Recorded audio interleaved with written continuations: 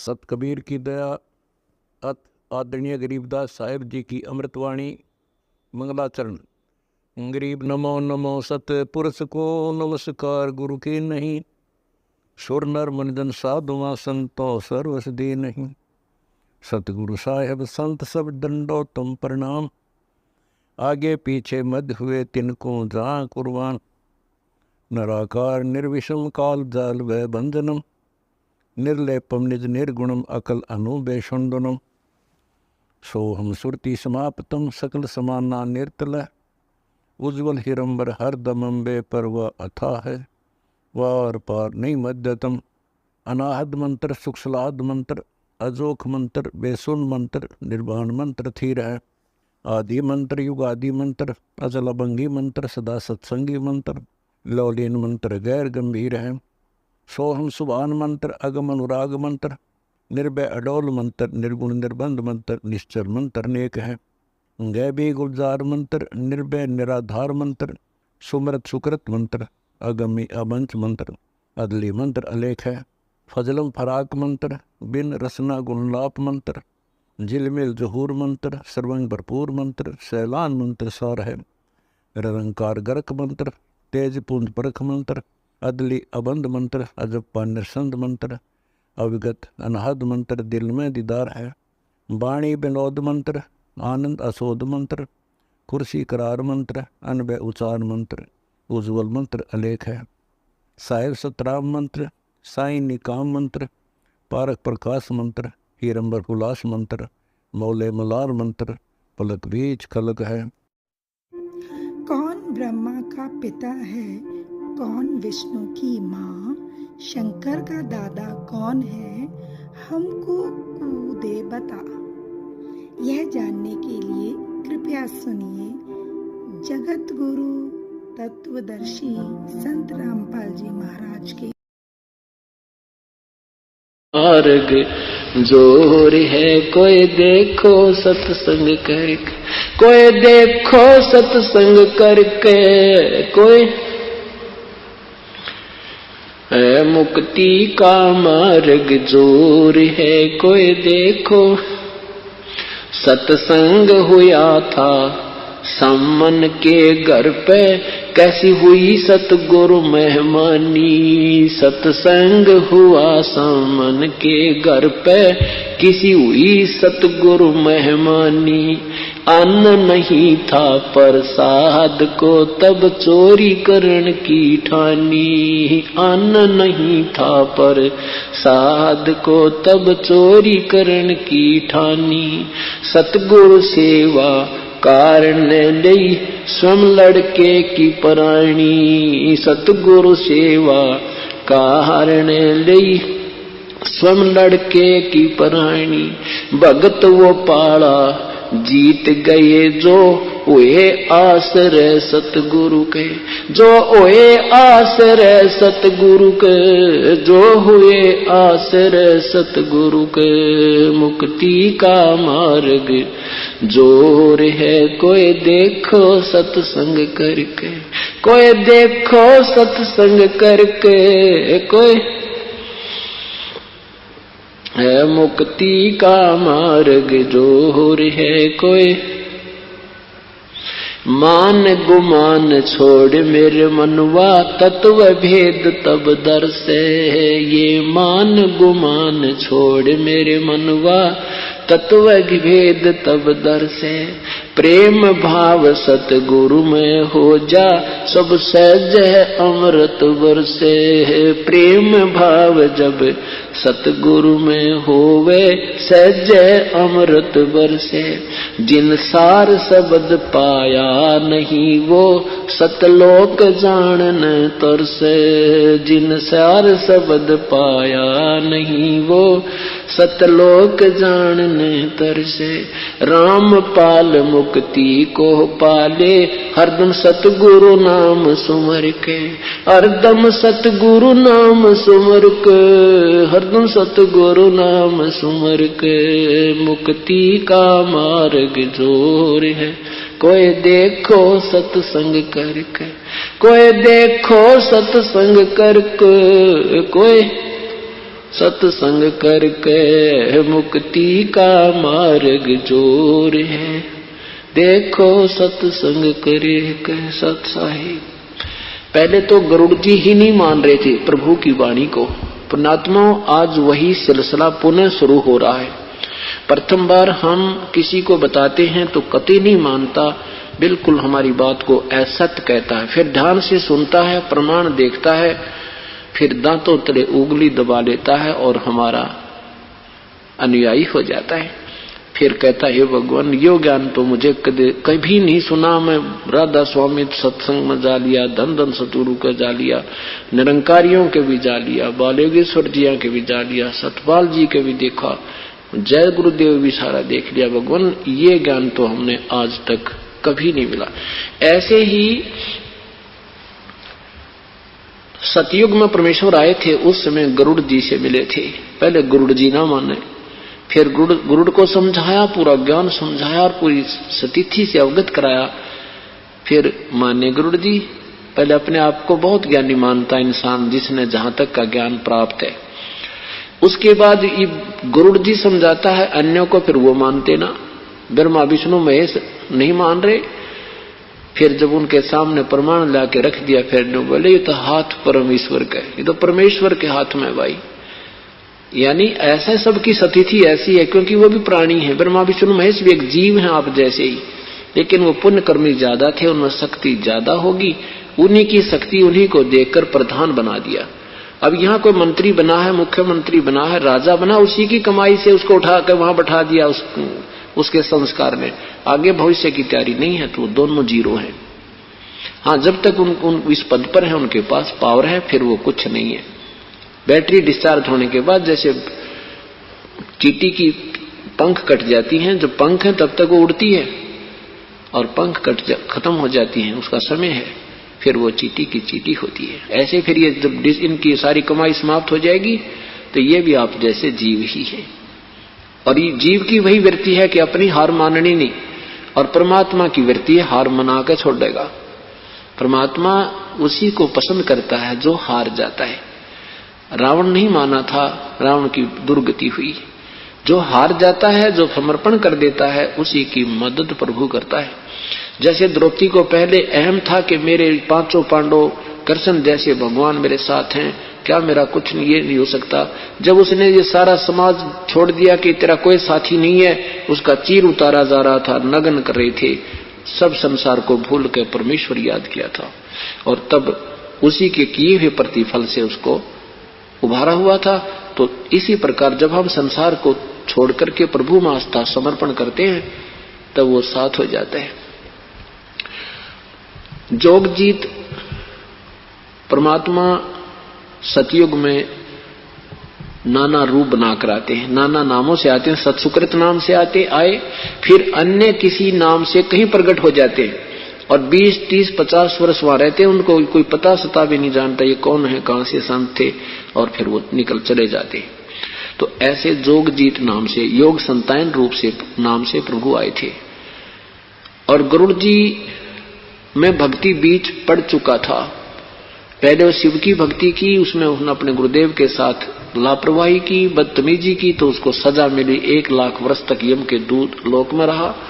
उसके बाद फिर उसका जन्म हुआ, तो उसको कोई अन्य शरीर प्राप्त हुआ। ऐसे चलते चलते फिर किसी दूसरे उसमें चल करके सतयुग, दूसरे उस ये ना जाने कितने युग हो गए हमारे। ये कथाएं पता नहीं कौन से समय की आपको सुनाई जाती हैं, वो बहुत लंबा चौड़ा विस्तार है। तो परमात्मा जोगजीत नाम से सत्संग कर रहे थे। गरुड़ जी पहले तो लोमस ऋषि के, वो कागभूषण लोमस ऋषि प्रश्न उत्तर किए, वहां सेटिस्फाई नहीं हुआ, वहां से इसको श्राप लग गया, तो कागचंड के जन्म होगा। उसके बाद ये कागभूषण का जन्म हुआ। उसके बाद परमात्मा फिर अन्य ये जो है गरुड़ जी दूसरे अन्य कलयुग में, सतयुग में जोगजीत के संपर्क में आया। तो जोगजीत साहिब ने इसको पूर्ण ज्ञान समझाया। तब इस कागभूषण ने कहा, भगवान यो ज्ञान तो मैंने आज तक कभी किसी से सुना ही नहीं था। ओहो, ये तो मैं सब जगह घूम लिया, मुझे इसी की तलाश थी। अब आपकी कृपा से मेरा उद्धार हुआ है। इस प्रकार परमात्मा ने सतयुग त्रेता द्वापर में भी अपने ज्ञान का ऐसे ही ढोल पीटा है, लेकिन लोगों ने स्वीकार नहीं किया, बहुत कम व्यक्तियों ने स्वीकार किया। त्रेता युग में परमेश्वर आए, त्रेता युग में परमेश्वर आए। मुनिंद्र नाम था परमेश्वर का, ऋषि मुनिंद्र कहा करते थे। एक नल और नील नाम के आपस में मौसी के बेटे थे। दोनों का बहुत ही अच्छा आपस में प्रेम था। मानसिक परेशानी और शारीरिक कष्ट उनको 3 ताप के अंतर्गत बना हुआ था। कर्म संस्कार उनका इतना था कि उनको आजीवन उस कष्ट को भोगना था। अपने कष्ट निवारण के लिए ऋषियों के पास, महर्षियों के पास, सभी जंतर मंतर करने वालों के पास वो दोनों के दोनों जा चुके थे, परंतु कोई समाधान नहीं मिला। सारे जंतर मंत्र करने के उपरांत भी उनको लाभ नहीं हुआ। तो सभी ऋषियों ने ये कहा, बेटा ये तुम्हारे प्रारब्ध का भोग है, तुम्हारे संस्कार में लिखा हुआ, ये तो तुम्हें भोगना ही पड़ेगा। अब उन संतों की इस विचार को सुनकर भी उनके मन में ये आस्था फिर भी थी, कोई संत ऋषि मिलेगा, कोई संत मिलेगा जो हमारा कष्ट निवारण कर देगा। पुण्यात्मा, यही हमारे अंदर आज भी है। बेशक हमें ये ज्ञान मिलता था कि जैसा कर्म किया प्राणी को भोगना ही पड़ेगा, फिर भी हम उसके अपने दुख के निवारण के लिए कोई झाड़ा लवाने वालों के पास, कितने पामिष्टों के पास या किसी जंतर मंत्र करने वाले सियाने और बौड़ों के पास हम घूमते ही रहते थे, क्योंकि हमें पता था कि परमात्मा एक ऐसी शक्ति भी है जो दुखों का अंत कर देती है। तो अब वो भी धारणा आत्मा में पहले से विद्यमान है। तो ऐसे वो फिर भी तलाश कर रहे थे। एक दिन परमेश्वर के चरणों में पहुंचे और दोनों ने प्रणाम किया, चरणों में शीश रखा। प्रभु ने मुनिंद्र रूप में आए पूर्ण ब्रह्म ने दोनों के शीश पर एक एक हाथ रखा। जो ही उन्होंने हाथ रखा, प्रभु ने उन दोनों नल और नील का वो कष्ट छू मंत्र हो गया। ऐसा शरीर हो गया जैसे कष्ट कभी था ही नहीं। दोनों के दोनों ने चरण पकड़ दिए, हे परमात्मा आप कहाँ छुपे थे, हे ऋषि जी आप कहाँ थे मेरे मालिक, हम तो 20 वर्ष से इस कष्ट को भोग रहे थे।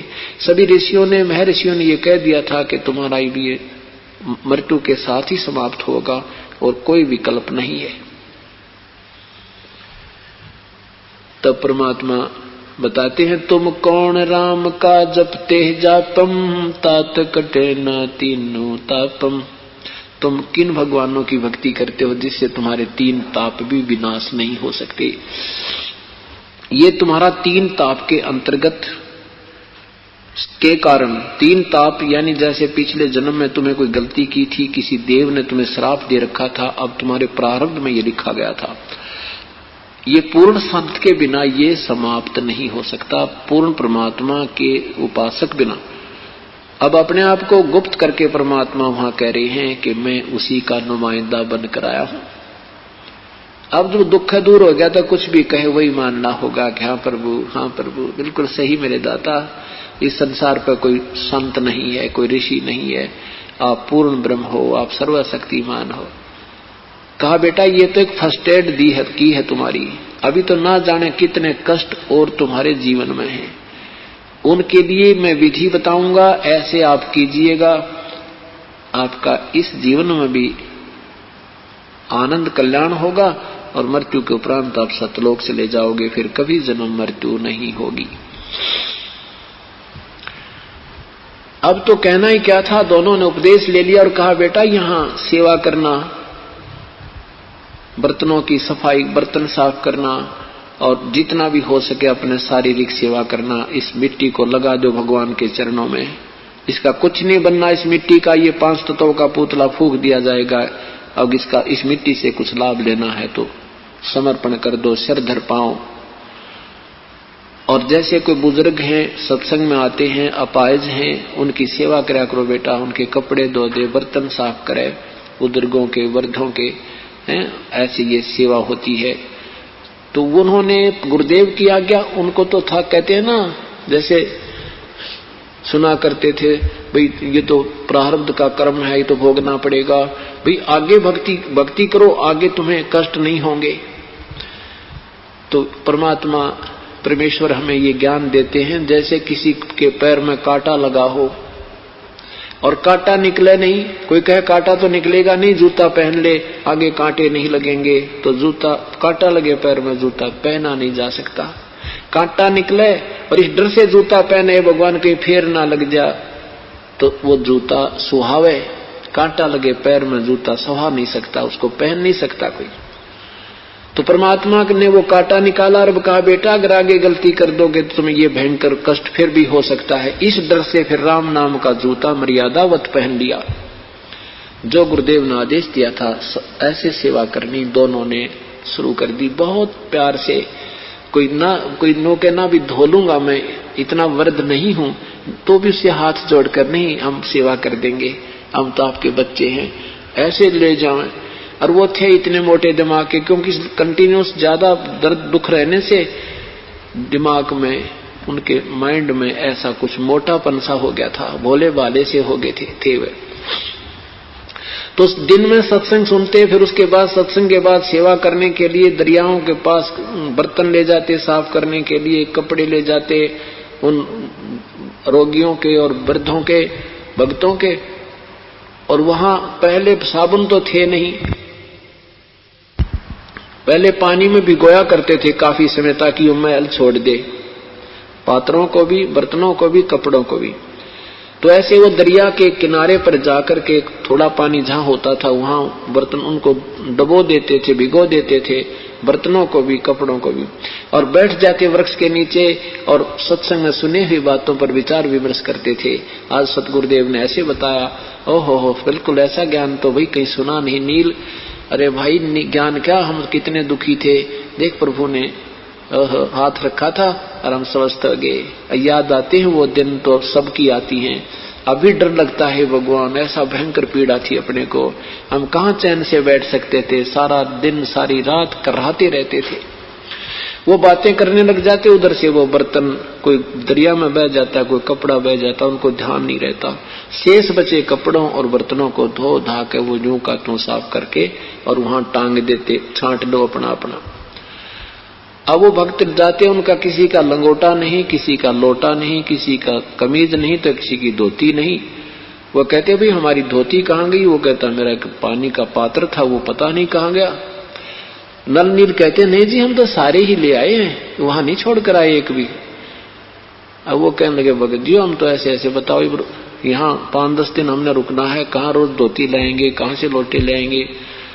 2-4 बार ऐसे हुआ तो उन्होंने हाथ जोड़ दिए, भगत जियो हम आप धो लेंगे अपने कपड़ों को, आपने तो काम बढ़ा दिया हमारा। अब इस बात से वो चिंतित हो गए कि कहीं गुरुजी हमारी सेवा ना छीन लेवे और हमें फिर कष्ट ना आ जावे।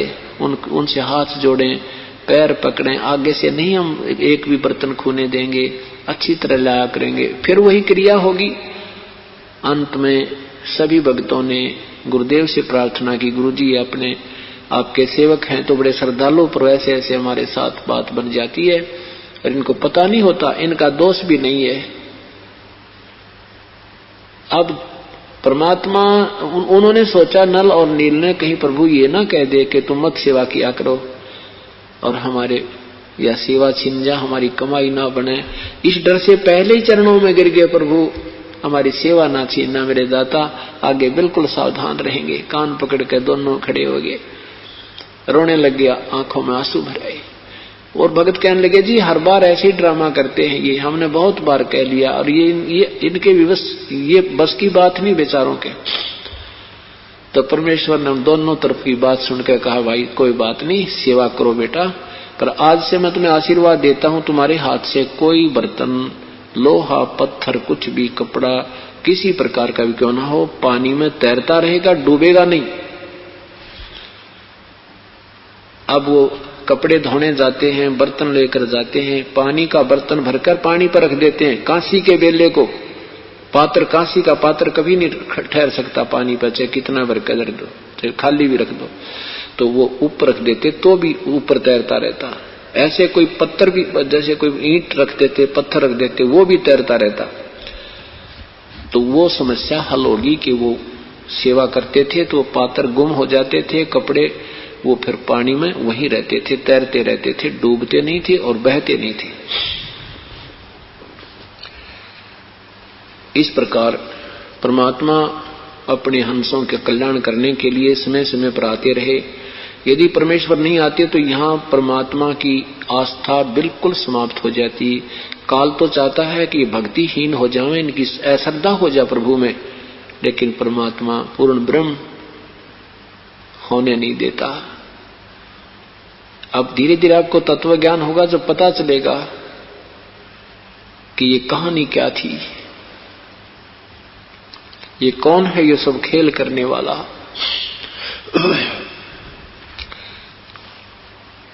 कुछ दिनों के उपरांत परमात्मा मुनिंद्र ऋषि रूप में आए हुए श्रीलंका में चले गए। वहां पर एक चंद्र विजय नाम के भाट थे और चंद्र विजय राजा रावण के दरबार में जाता था, उनको चुटकुले सुना सुना के उनकी महिमा गा गा कर राजा को प्रसन्न करता था और रावण उसको कुछ दान दक्षिणा दे देता था। चंद्र विजय की धर्मपत्नी करमवती वो मंदोदरी रानी के पास जाती थी, उसको हंसी मजाक के चुटकुले अच्छे और बुरे गंदे मंदे सुना करके प्रसन्न रखा करती थी, उसका जो मनोरंजन कराया करती थी। ऐसे वो रानी उसको कुछ कपड़े कुछ अन्न आदि देती रहती थी। चंद्र विजय की द्वार पर सुबह सुबह परमात्मा एक वृक्ष के नीचे बैठ के जाके, क्योंकि त्रेता युग में हर इंसान प्रभु को चाहने वाले होते थे। बेशक रावण राक्षस कहला था, लेकिन वो भी भक्त था। वो तो गुरु ग्रंथ मिल जाने से उन्होंने साधना तमोगुण भगवान शिव को समर्थ सर्वज्ञ मृत्युंजय आदि बता दिया और इसी का वेद गुणगान करते हैं। उस नादान नीम हकीम ने वो आत्मा खराब कर दी, वो राक्षस बन गया। तो फिर भी लोग, हर इंसान प्रभु को चाहने वाले थे। जो ही चंद्र विजय बाहर निकला और परमात्मा एक ऋषि रूप में बैठे हैं, कहते साधु दर्शन राम का मुख पे बसे सुहागे, दर्श उन्हीं को होत है भाई जिनके पूर्ण बागे। इस बात से सब लोग महत्व देते थे इन बातों को कि सुबह सुबह हमें जो संत का जो दर्शन हो रहा है ये कोई पूर्व लाभाग है। लेकिन अब संत रहे नहीं, असंत है। ऐसे पूर्ण परमात्मा संत रूप में आते थे और हमारे ऐसे दुख निवारण कर जाते थे। इसलिए कहा करते थे भगवान ना जाने किस रूप में आ जावे। परमात्मा की कथा सुनो, परमात्मा की कथा की चर्चा करो।